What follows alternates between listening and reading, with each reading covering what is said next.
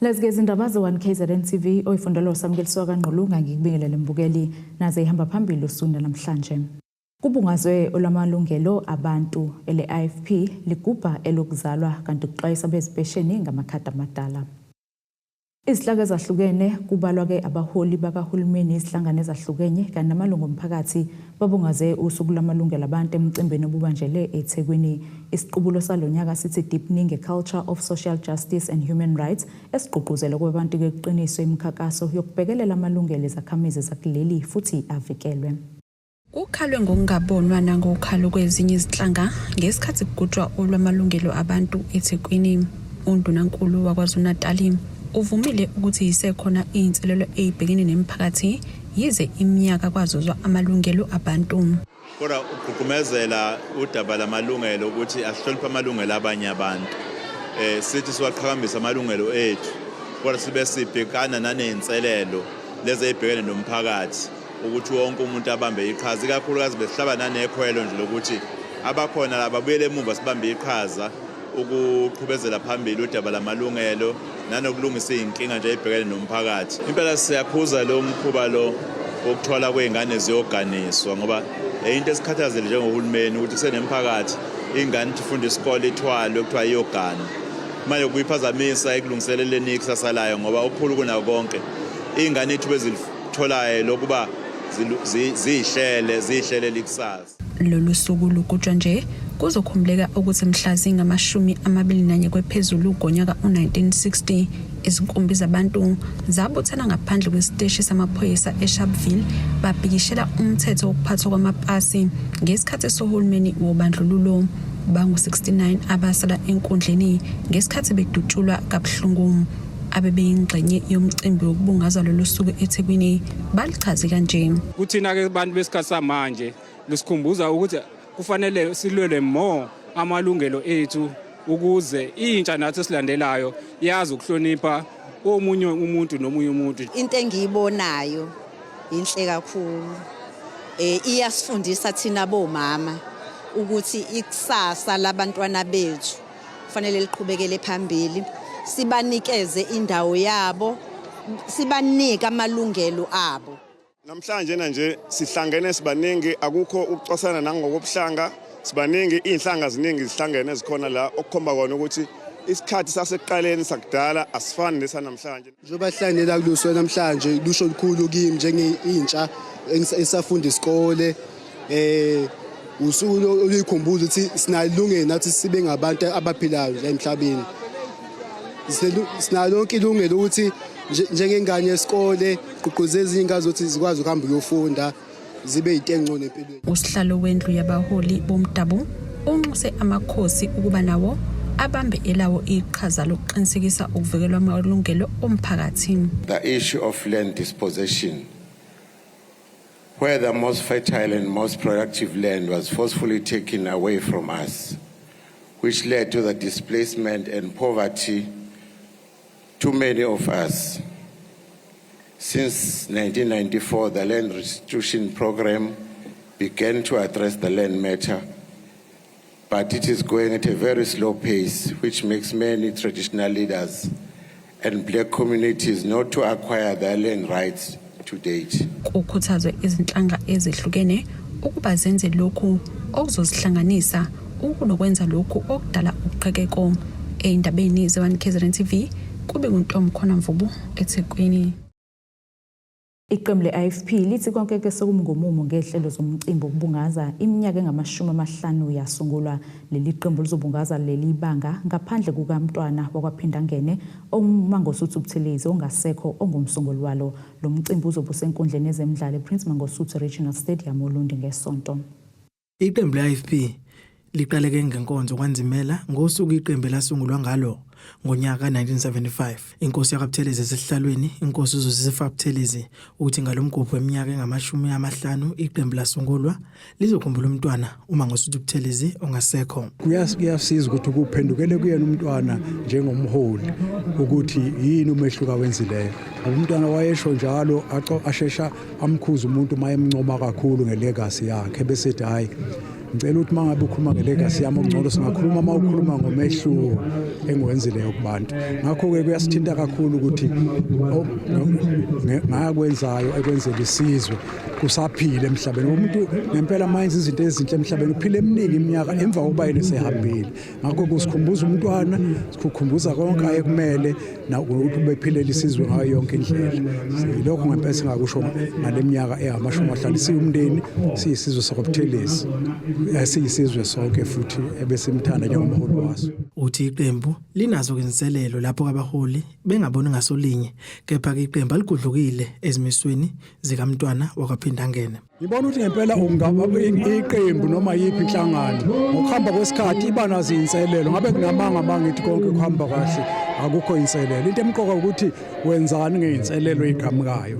nomuwa uvuka kangaki kodwa bekhona inselelo ziyohlala zikhona zazikhona umntwana esekhona but okwenza sonke sibe nesibindi nokuthokoza ukuthi nanti iqembu manje 50 years later lisekhona and futhi aligudlukile kakhulu lokhu umntwana ayekumele umntwana into ehlasela onke amaqembu manje indaba yama-factions noma ungaya kuliphi iqembu ama-factions umntwana wayeyathi nawazi iqembu elilodwa alifomaya akazi iqembu okuthiwa elalomholi elinye lalomholi ngakho-ke ngaphandle kwalokho ukuthi ngabe singabhekwana naleyo nselelo kodwa lenze kahle kakhulu futhi masibuka vela manje nanti no minister kuzwelonke lino deputy minister kuzwelonke lokho umntwana kwakuyomenza ayiqhenye kakhulu kodwa khona isexwayiso ofanele sibe naso njengeqembu yokuthi konke lokho kuhle futhi kukhombisa ukuphumelela kweqembu kodwa asingakhohlwa lapho siphuma khona kuma constituents ngoba khona imanifesto okuyiyona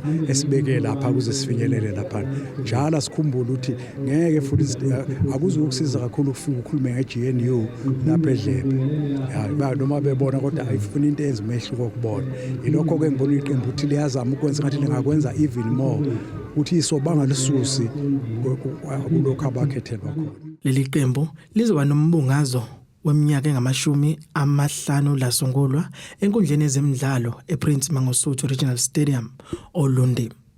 Ezindabeni ze-1 KZN TV kubiNkosi Mthembu Olundi.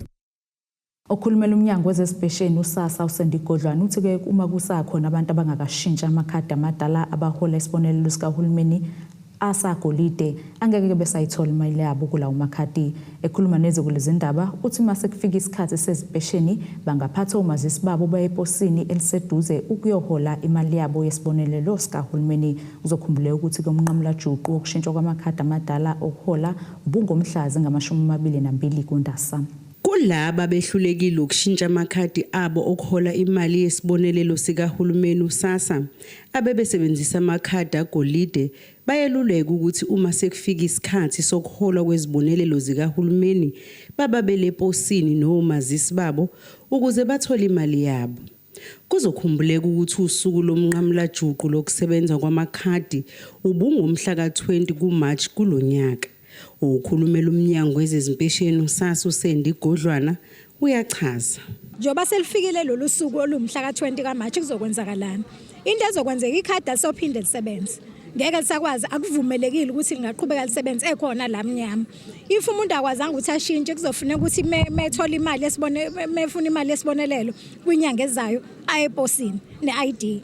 Kodwa angikusho ukuthi kunohlelo lokuthi yize noma usuku lumhla ka-20 kaMarch ukuthi aphelelwa isikhathi lamakhadi basengakwazi ukuthi abantu bawashintshe abasebenzi nje base Post Bank bazoqhubeka basebenze ezitolo ezikhethekile lezi esikhulume ngazo Shoprite oUsave oCheckers oBoxer njalo oPick n Pay kufanele babuze kuqala ukuthi bakhona nabasebenzi base Post Bank abasebenza ukushintsha amakhadi kulezo ndawo ngoba kuzona zonke izitolo bazosebenza kuze kube uJune 2025 bewashintsha amakhadi. So ke okujabulisa yiloko and abantu ngiyathemba ukuthi bazokuthokozela nako ukuze ukuthi basazosebenza abasebenzi bakwa Post Bank bebasize ezitolo ukuthi bashintshe lamakhadi kuze kube uJune 2025. Uthi njengoba uhulumeni eshintsha amakhadi amadala ingoba besebubuningi ubugebengu. Kule khadi ke ngasho ukuthi siyabona leli khadi elisagolide sekunobugebengu obuningi. Kunabantu asebawathengisa lamakhadi but ke value treasury ebenze isinqumo sokuthi leli khadi kufanele lingabisasetshenziswa. Leli elimnyama ilona linobuchwepheshe besimanje manje obuzosiza ekuthenini gweme lobugebengu osebukhona kulamakhadi asagolide.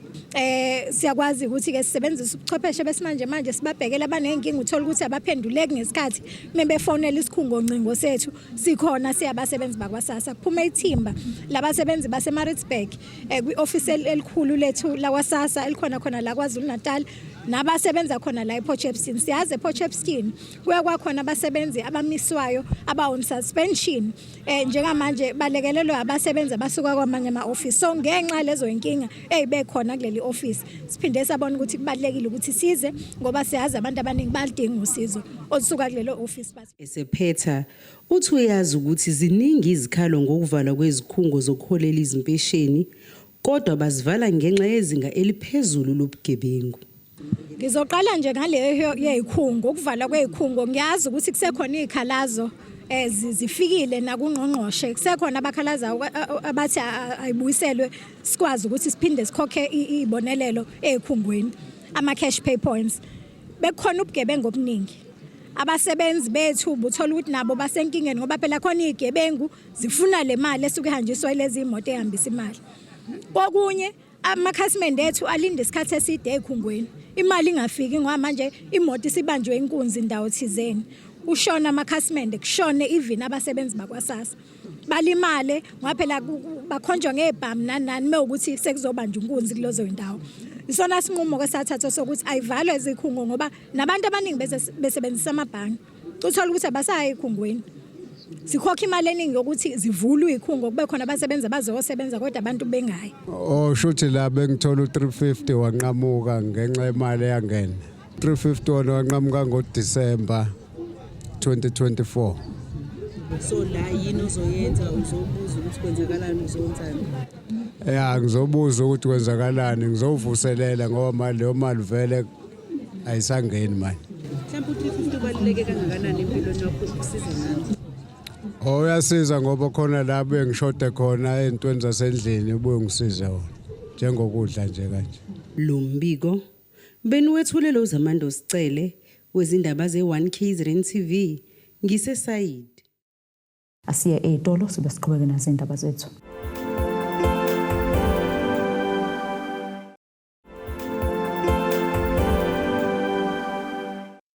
Asikwamukele ke mbukelo sabukele zona indaba ze1 KZN TV nazi ke kuyizona ehamba phambili usukuna namhlanje. Kubungazwe olamalungelo abantu ele-IFP ligubha elokuzalwa kanti kuxwayisa bezipesheni ngamakhadi amadala. Ukulwa nesihlava sobugebengu esihlaselela kuleli uhlalo wendlu yamakhosi KwaZulu-Natal kanye namakhoyiseni inkosi iphathisizwe Shinga ethi ke kubalekile amakhosi nawo abhukule ukulwa nesihlava ekhuluma nezikule indaba uthi umphakathi ke akufanele ufukamele izigebengu ngoba lokho kwandisa ubugebengu obuqhubekayo. Uthi ke amabutho aqhamuka kwisizwe sakhe kwaNdelu eMzumbe aseqalile ukulwa nesihlava sobugebengu. Usihlalo wendlu yamakhosi KwaZulu-Natal kanye namakhoyisani inkosi uphathisizwe Shinga ithi likhulu iqhaza elingabanjwa amabutho ukulwa nesihlava sobugebengu esidlondlobala insuku zonke. Uthi kwisizwe sakhe aseqalile amabutho ukulwa nalesihlava. UShinga ube esekhuza nomkhuba wokufukamela izigebengu njengoba ethi nakho kunomthelele kwandeni kobugebengu. Lapha ubekhuluma kwimbizo yokubhunga ngezindlela zokulwa nobugebengu ehlelwe yihhovisi likaNdunankulu wesifundazwe. Labantu esikhuluma ngabo ukuthi bazigebengu basuka khona endaweni zasemakhaya. Abasuka emoyeni noma kwezinye indawo. Yithi ke kufanele sibazi. Kufanele silikhuluma udaba lwabo njengoba kwakwenzeka kudala. Phambilini kwakunjalo. Abantu okwakuyibona ababhekana kakhulu nobugebengu nabavikela abanye abantu kwakusebukhosini, zinduna namabutho.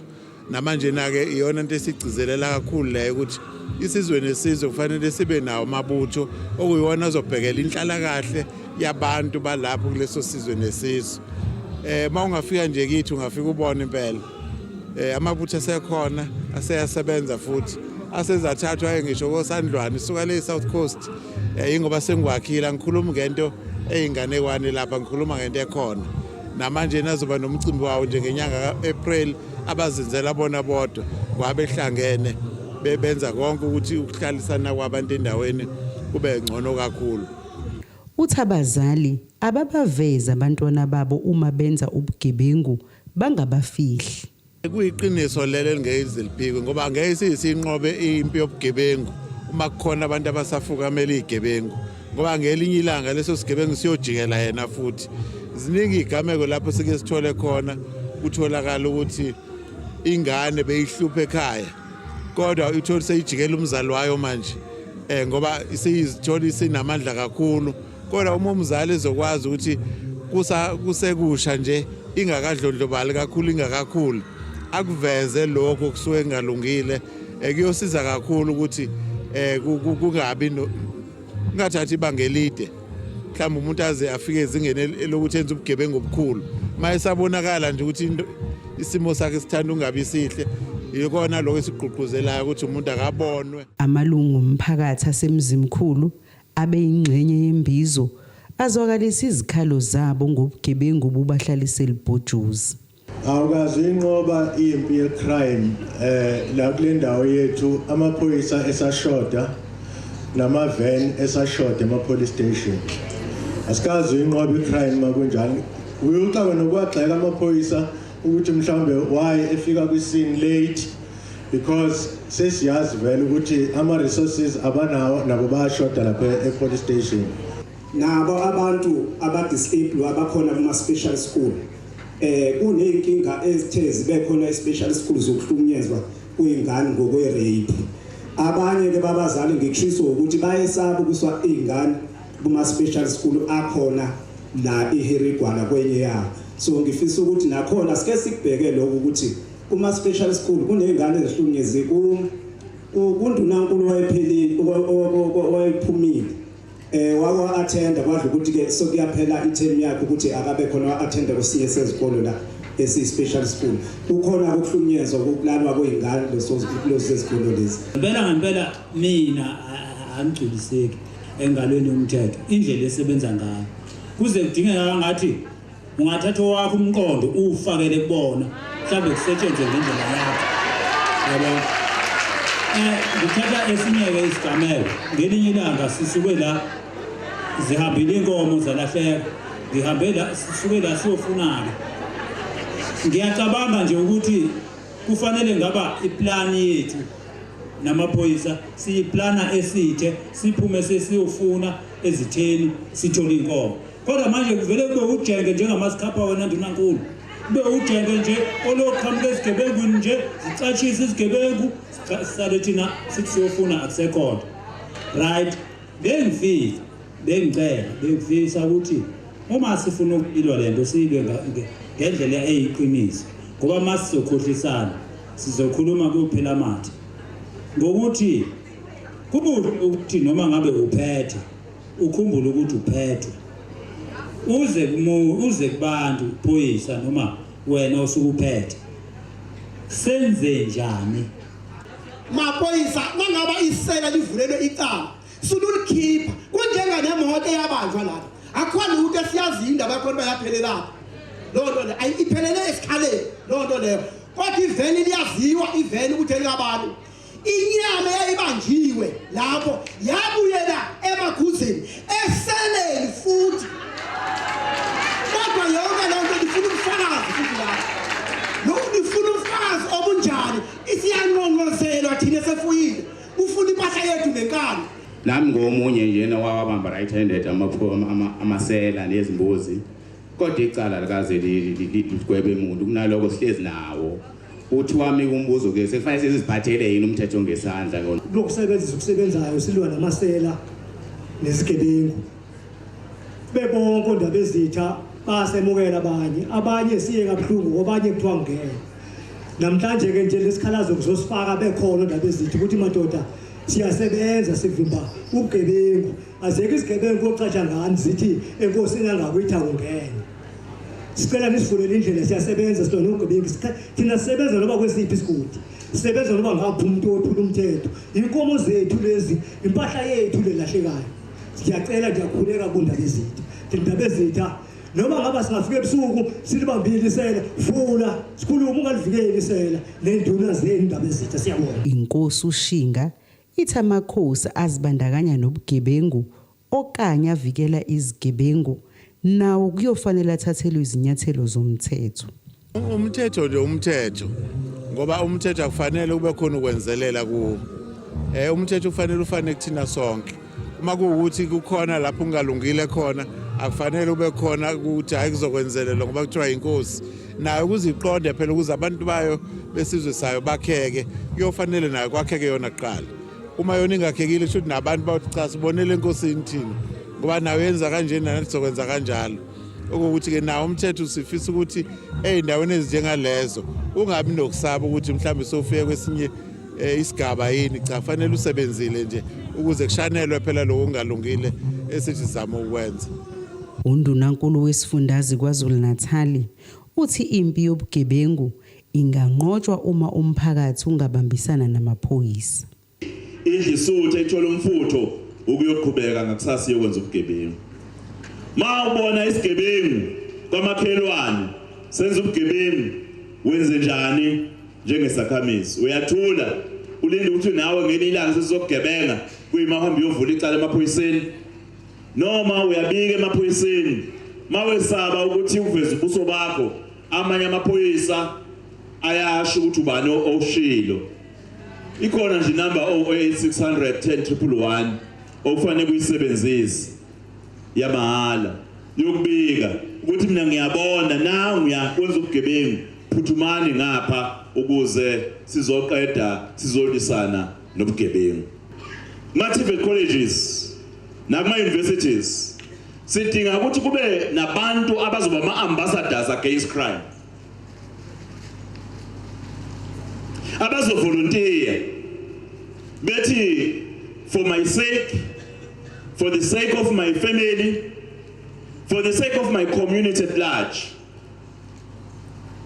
sengiyi-ambassador noma ngiyinxusa olokulisana nobugebengu nokuhlukunyezwa kwabantu besifazane nokubulawa kwabo ney'ngane. Ube eseveza ukuthi basezinhlelweni zokuthi lesifundazwe saKwaZulu-Natal kube nesikhungo sokuhlola ulibofuze phecelezi DNA ikakhulukazi ukulekelela ekutheni kusheshe amacala okudlwengula. La KwaZulu-Natal nje sesaxoxa nosomabhizinisi basilekelele ukuba kube ne-DNA forensic lab. Sesilinde nje ukuthi ungqongqoshe wamaphoyisa afake signature yakhe kuphela ngoba sesinikele nangomhlaba sanikele nangama-buildings sekufanele kufake equipment ukuze iKwaZulu-Natal ikwazi ukuyicubungulela yona ilapha KwaZulu-Natal. Lo mbiko beniwethulelwe uZamando Sicele wezindaba ze-1 KZN TV ngisemzimkhulu. Iqembu le-MK esifundeni saseKing Cetshwayo lithi yezele ukwamukela ukugetsha uDilikajele kwenkabi yabulala ilungu layo eMadlanzini kepha lalahlekelwa kakhulu ngokubulawa kwalo enkantolo ephakeme yaseMthunzini yamthole necala kuLucky Mthiyane waba inkabi yayithunywe umamkhulu ukuba ibulala uThuli Sangweni wabengumamncane begana indoda eyodwa nokuyisigama kwesenzeke egonyako wedlule ecaleni lokubamba inkunzi ehlomile wathola isigwebo seminyaka eli-15 ejele ecaleni lesithathu nelesine lokutholakala nesibhamu kanye nezihlamvu inkantolo yaphinde yamgweba iminyaka eli-15 ejele. Ukusuka nokuhlala ngalolu daba kwangoJuni ngonyaka u-2024 ngesikhathi umnwaka bomdala kaThuli Sangweni okunguzolisa Mthethwa kanye nendodakazi yakhe uGcinile Mthethwa bekhanda itolo lokusoconga uThuli laba kuvela ukuthi ke bavumelana ngokuthi inkabi kuzoba uLucky Mthiyane owayezolanda phase 6 eMadlanzini ebese yobulala uThuli emzini wakhe ose-phase 3 khona eMadlanzini. Ngempela ke ngosuku lwangesonto ngesithuba zehora le-10 ebusuku kwabe sekungena umlisa mumbe emzini kaThuli ezifihla ubuso wabe sebuza ezinganeni ukuthi uphi uThuli zabe sezimiyalela ukuthi ke usekamerweni wabe sedlulela khona wamdubula umufi ekhanda maqede wabaleka. uThuli wabe sephuthunyiswe esibhedlela nokuyilapho wabe sedlula khona emhlabeni ngemuva kwesitsukwana nje engenisiwe.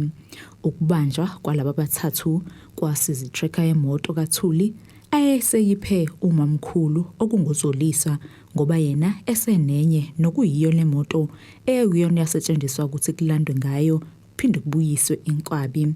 Kwavela nokuthi le moto yayishayelwa-ke yindodakazi kamamkhulu kunguGcinile. Laba babe sebeyaboshwa bobathathu ngemuva komngcwabo waThuli.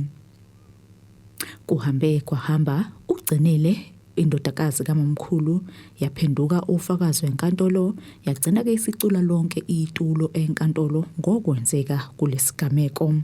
Laba bagcina begetshiwe-ke ngokwehlukana njengoba-ke umamkhulu uZolisa wagwetshwa iminyaka engama-25 ejele egejwa inkantolo yaseMgungundlovu.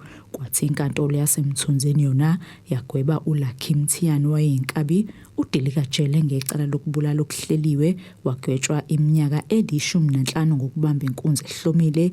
Kwelokutholakala nesibhamu kanye nezinhlamvu wagwetshwa eminye iminyaka eli-15 ejele, nokuyisigwebekwe azosigwetshwa ngokuhambisana.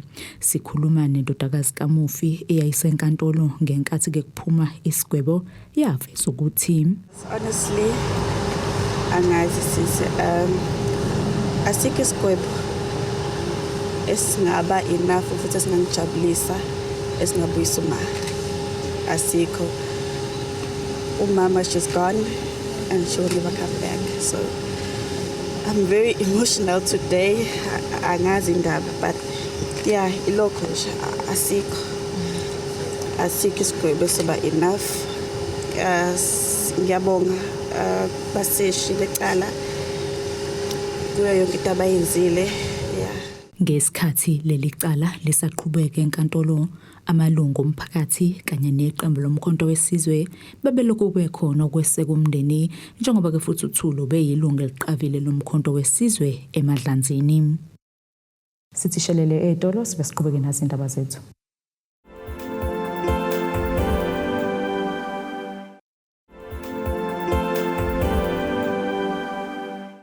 Asiphinde sikwamukele emukelo busabukele zona-ke indaba ze-1KZN TV nazi kuyobekwa izona behamba phambili usukwini namhlanje. Kubungazwe olamalungelo abantu ele-IFP ligubha elokuzalwa kanti kuxwayisa bezipesheni ngamakhadi amadala. Ake sibheke ngosini yezomnotho. Izimakethe zivale irandi lu-18.17 emaqhathaniswa nedola libo 23.7 emaqhathaniswa nopondo libo 19.75 emaqhathaniswa ne-euro. Igolide lona belu $3,040.88 ounce wolongahluziwe u$70.78 umphongolo. Ake sibheke ngosini yezemidlalo. Kutuswa ikhono lomdlalo wasemumvo samncane Orlando Pirates umbekezeli TLB Mbokazi. Lo mdlalo udabuka kwanibele ehluhluma ngaze abaningi emidlalweni yakhe yokuqala ekhushulelwe eqenjini elikhulu lezigamakebhula. Nasikisimo sezulu esingalindeleka.